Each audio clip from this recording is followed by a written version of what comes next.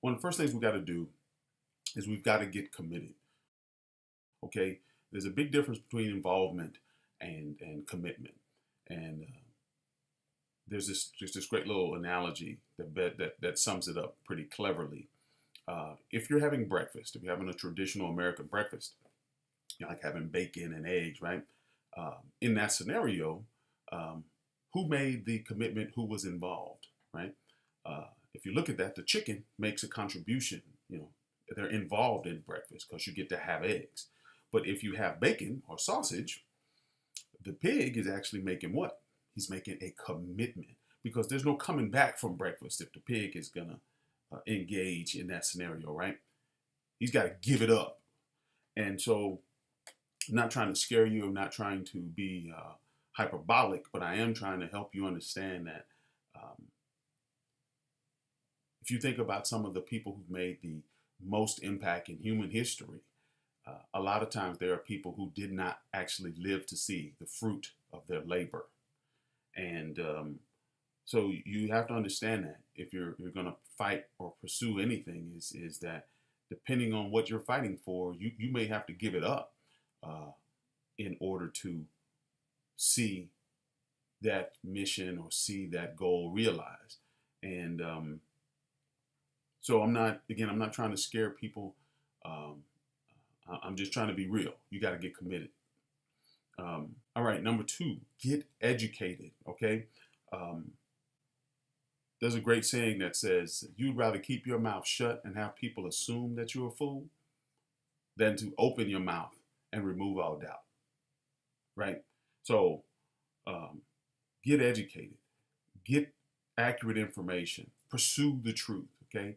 Don't be so dogmatic and stuck in your own belief systems because everything I believe is not true. It's not based on truth. It may be true to me, but it's not always based in truth because we're exposed to tons of stimuli and information and it's not all accurate. Wikipedia ain't always accurate.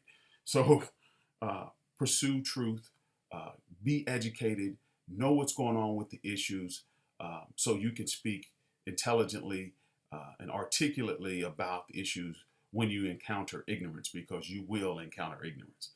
All right. Also, a part of education is qualification, right?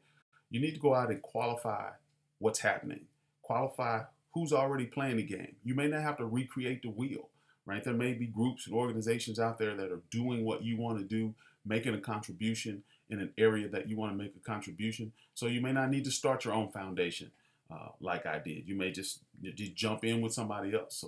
Um, um, so qualify what's out there, um, get with those groups, and start working to achieve goals that you set with the folks who have agendas and who are taking action.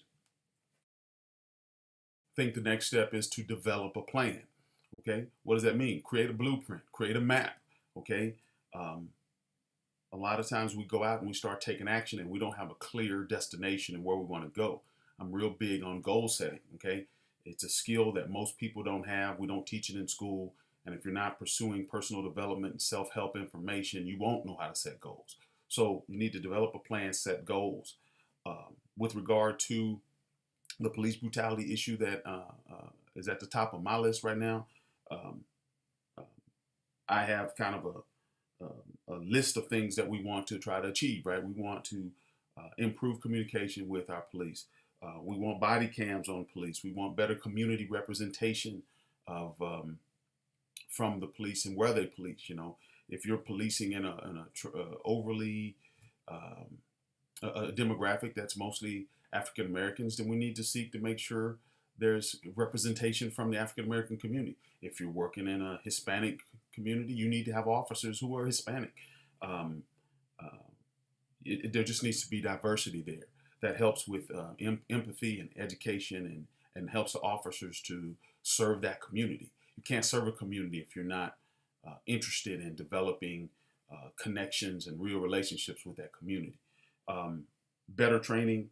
Um, we need fairer union contracts. We need to end quotas for policing, better limits on force, um, in broken windows policies. So there's a lot of things that we need to address. And so I'm going to have that on my plan. So when I go to speak to my police chief and I go to speak with the mayor and folks in my community, or those um, public servants that serve my community and other communities, these are going to be the issues I'm going to talk to them about. I'm going to ask them, what is your plan to address police brutality? What is your plan to address better training? What's your plan? Do you have a citizen review board? How do you get on it? How do citizens get involved? So the plan is to ask these questions, and if they don't have these things, then we need to get these things put in place. The next step is to execute the plan. So once we get our agenda, our list of requests or demands, um, once we get our platform, then we have to go out and lobby the people who have the ability to get it done. City council people, city managers, police departments. Once we do that at a local level and we develop how that happens communally, then we need to take it to the next level, which will be the state level, and make sure that our state police and our state entities are doing the exact same thing.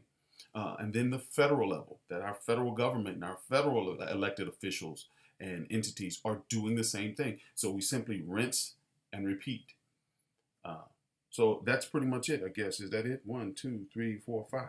5-step plan. Get committed, get educated, qualify, develop your plan, and execute the plan. Okay? So that's what I'm in the process of doing now. What I need you to do is I need your help. I need you to like this. I need you to share this. I need you to get to the website. I need you to get a shirt. I need you to go out and understand what the anti-apathy movement is all about. Spread the word about about engagement and anti-apathy movement. And let's go out here and get some things done. Let's create an agenda of issues that we want addressed, and we'll take them step by step. Basically, every issue in our community needs to go into that same plan, right? We get educated, we find out who the people are, the influencers are, we lobby them, we develop our platform. And I don't want to be overly partisan. Actually, I don't want to be partisan at all with regard to what the issues are, right? Because we need solutions when it comes to education and energy policy and infrastructure in our country and banking and healthcare. We need real solutions, and those are going to come from both sides of the political spectrum. So we need to create an agenda uh, and then use this 5-step plan to get it done.